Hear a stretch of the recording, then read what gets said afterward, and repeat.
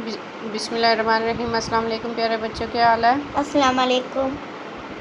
کل جیسا کہ پہلے ہم نے آپ نے پڑھا حمد کا مطلب ہوتا ہے ایسی نظم جس میں اللہ تعالیٰ کی تعریف بیان کی جاتی ہے، ٹھیک ہے۔ آدھی میں نے آپ کو کروایا دی تھی، مجھے پوری امید ہے آپ نے اس کو اچھی طرح تیار کر لیا ہوگا، ٹھیک ہے۔ اور جو میں نے آپ کو انڈر لائن کروائے تھے ورڈز، الفاظ، یہ آپ نے املا کے طور پہ اچھی طرح یاد کرنے ہیں، ٹھیک ہے۔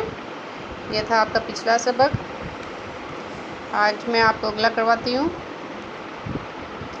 اے خدا اے خدا اے خدا اے خدا، ٹھیک ہے۔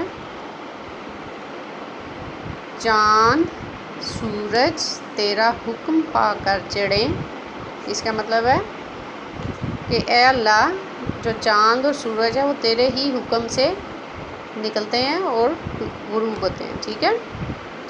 چاند سورج تیرا حکم پا کر چڑھیں، تیرے ہی حکم سے سب جئیں اور مریں۔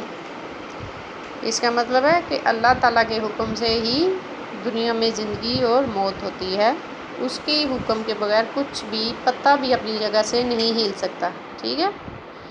تیری ہی یہ زندگی تیری ہی یہ قضا، قضا کا مطلب ہوتا ہے موت، کہ تو نے ہی ہمیں یہ زندگی دی ہے اور تیری ہی طرف سے ہم نے لوٹ کے چلے جانا، یہ موت بھی تیری ہی طرف سے آتی ہے، ٹھیک ہے۔ اے خدا اے خدا اے خدا اے خدا۔ ایک بار میں پوری آپ کو نظم پڑھ کے سنا دیتی ہوں۔ حمد ایسی نظم کو کہتے ہیں جس میں اللہ تعالیٰ کی تعریف بیان کی جاتی ہے، ٹھیک ہے۔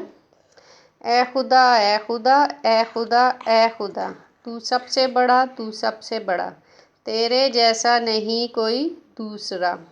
یہ ستارے تیرے یہ نظارے تیرے، یہ سمندر یہ جھیلیں یہ دھارے تیرے، تیری یہ زمیں تیری یہ فضا، اے خدا اے خدا اے خدا اے خدا۔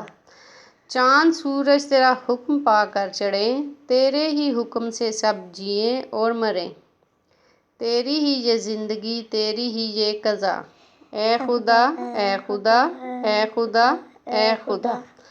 اس کا شاعر کون ہے؟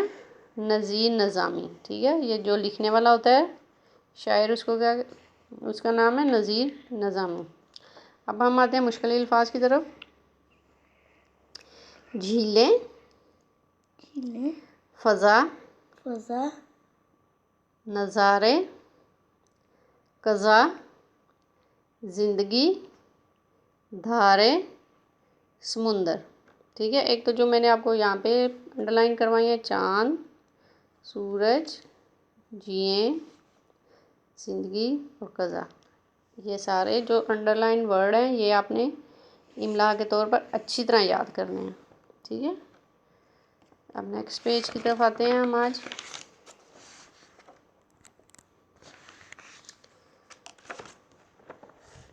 سوالوں کے جواب آج میں آپ کو نہیں کروا رہی، یہ میں کل آپ کو کرواؤں گی۔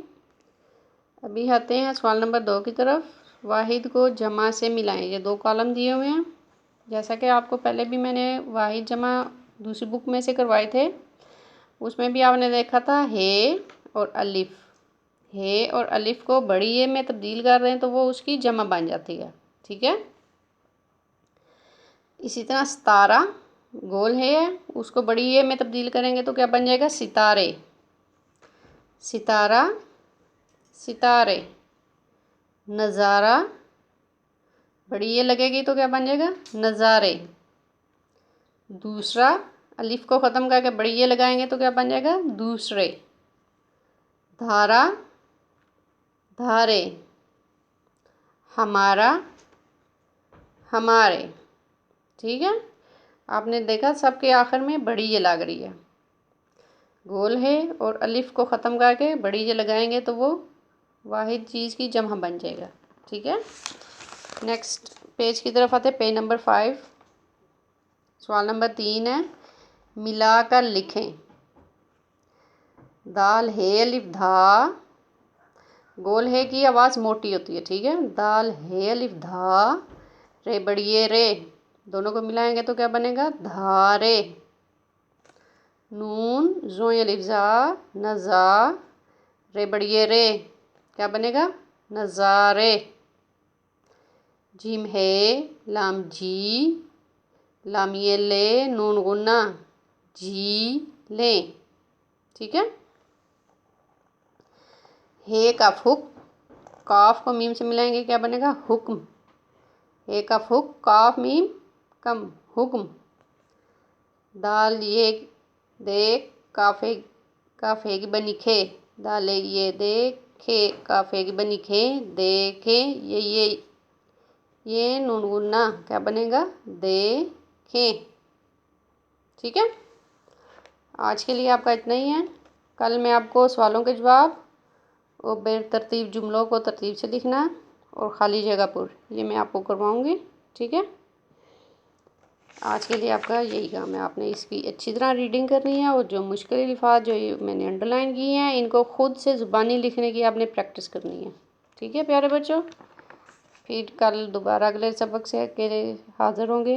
अब तक के लिए इजाज़त, अल्लाह हाफिज़।